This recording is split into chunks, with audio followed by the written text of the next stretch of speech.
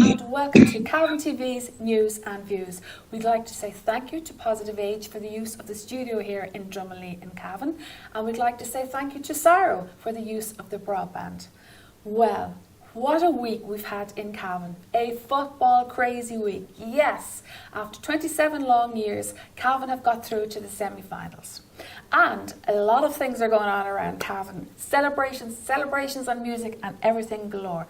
And some things went viral as well. And one little thing that caught my eye on Facebook is a song about the match last Sunday. And it is Cavan man himself, Michael Meehan. Good evening, Michael. Good evening, Anya. How are you? And Michael penned the words of a song to the words of ABBA's "The Winner Takes It All." Michael, that was absolutely brilliant. You went viral. Yeah, it was an amazing reaction, really. I hadn't planned it before the match, but I went home after work on Monday, and was that song "The Winner Takes It All," as you say, was in my head, and something just twigged that I put a few words together, and that was it. Yeah. Well, we'll get back to the song in a minute, and you're going to give us a rendition of the song. Michael, first of all, I'd like to say thank you to you. I'd like to say heartiest congratulations to you, because you recently got married. Yeah, that's right. Got married a couple of weeks ago in the Kilmore, and had a great day in the midst of everything that's going on. So. Well, suffice to say, you had to get married during COVID, so you had to change your plans. And as everybody knows, the planning of a wedding goes on for years, so you had big plans and you had to change your plans. How did that go? Yeah, initially we were meant to get married in May, on the 8th of May.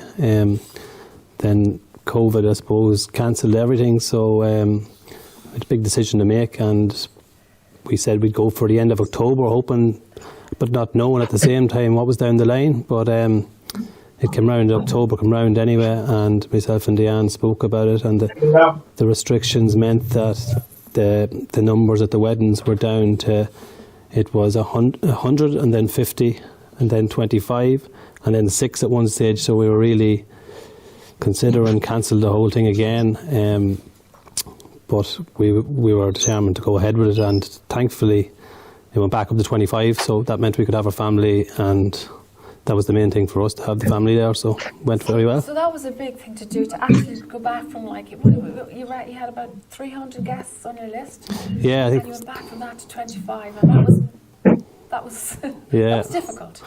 It was difficult. 360, I think, or something was the initial number, but we just were determined to get married, and I suppose having your family, as I say, was the main thing, to have there the special people that are around you. So we were talking earlier, and you said one of your main difficulties, of course, was rebooking the hotel, and how they would arrange it and how they would make your day work through. Yeah, in fairness now, the whole suppliers were brilliant, from the music to with Simon Casey to the Kilmore Hotel were excellent, and helped us in every way possible, and made things so easy. There was no messiness as you'd think there might be, but everything went smoothly and we got there in the end. So how did the 25 guests and your day go? Was it as good as you'd expected? Yeah, it was. We couldn't have imagined it to be any better, to be honest. Simon Casey was telling me that he played a wedding a couple of weeks beforehand, and the bride had told him, or said to him, that was it bad that she didn't miss her friends on the day.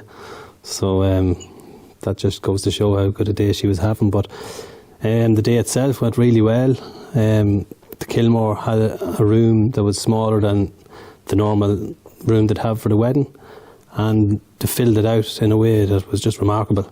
And the music, everyone danced, and it was a brilliant night. Yeah, so that's great to know for any folk out there who do have to change their plans and to make it a small wedding. But you also went viral on your wedding day as well, because being a singer yourself and playing the guitar, you decided to sing Diane Up the Aisle. Yeah, I actually did decide I wanted Simon to sing, but Deanne was adamant that I'd sing her up the aisle, so I gave in the end, and Simon took a video of it, and I think it hit 500,000 views or something. It's on his page at the minute if anyone wants to see it, but went very well, and couldn't have imagined it to be as good as it was. Fair play. Cavan man sings wife up the aisle. Fair play. Thank you. So to get back to the song that you watched the game on Sunday like everybody else, of course, and we were as high as a kite as everybody was in Cavan after Cavan winning such a great victory.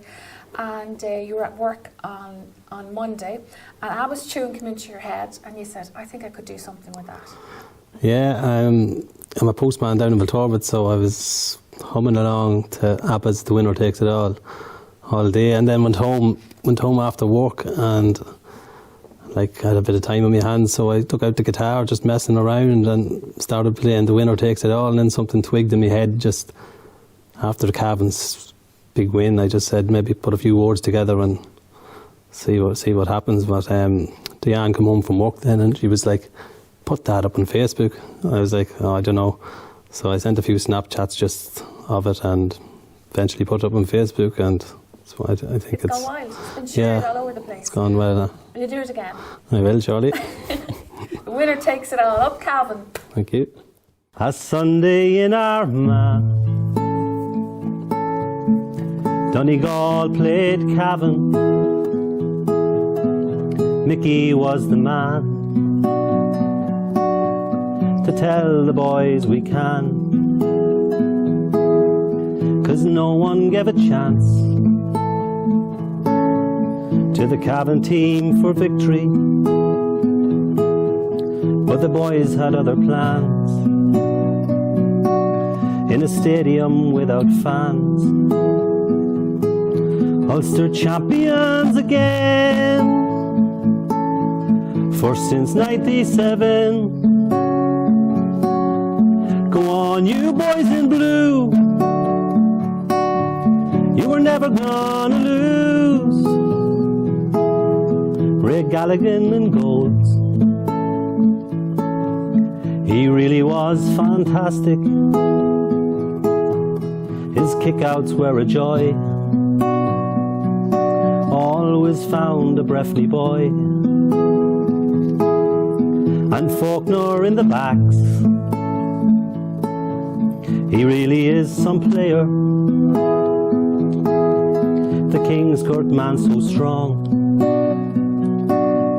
that day he was unsung.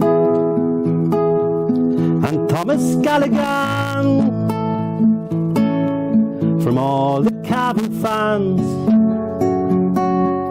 we'd like to say well done. You nearly won it on your own. You glided through the air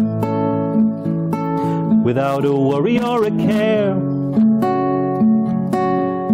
and kicked a vital score.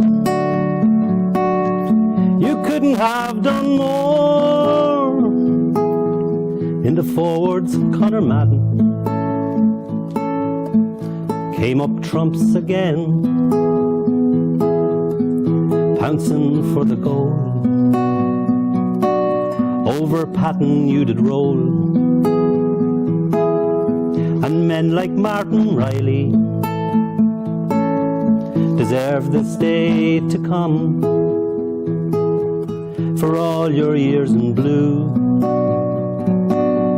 Now you've got your dues.